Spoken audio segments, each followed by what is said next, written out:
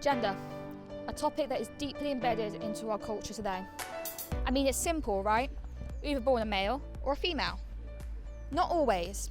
1% of the British population actually identify as gender non-confirming. This puts them underneath the trans umbrella.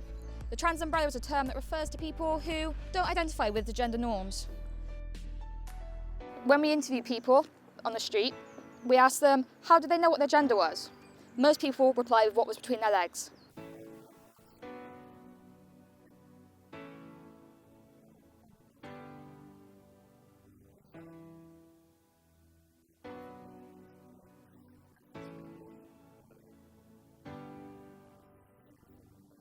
But what about those people who don't have a gender, or those who can be all genders?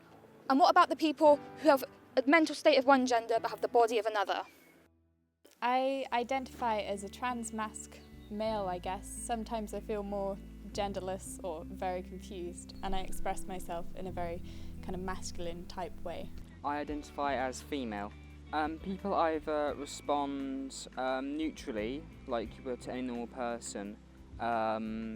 I've gotten a few people who pull a bit of an odd, sort of confused looking face, and others say, that's very nice. Everybody who was educated on the topic were entirely sound with me when I came out and everything. I had more issues with family and stuff. For example, people who couldn't quite accept the fact that they thought I was going to change a lot. My mum, for example, said that she felt like she was losing a daughter or her daughter was dying, but at the end of the day, I'm still here, I'm the same person. When people came to accept that, they were very accepting of it. Only recently, groups of people kind of looking at me oddly, muttering under their voices. I'd never respond back or show my interest in it at all.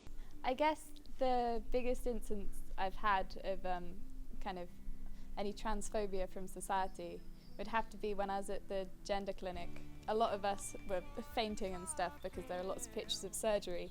So we all went to wait outside of the lecture theatre, and there was an event going on. So a lot of us were sent downstairs except for me and my other trans friend and two cis females who worked at the gender clinic. And the lady from this army event came on over and said to us, "What's going on in there?" "Oh, it's just the gender clinic.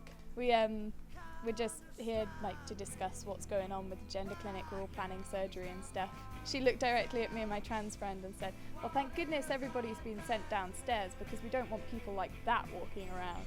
It's nice because it's so ignorant that you kind of have to laugh.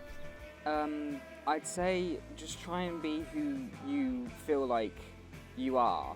Don't try and be something you're not, because that can cause quite a bit of confusion for yourself. Just try and be what comes naturally to you, and you'll be able to find out who you are.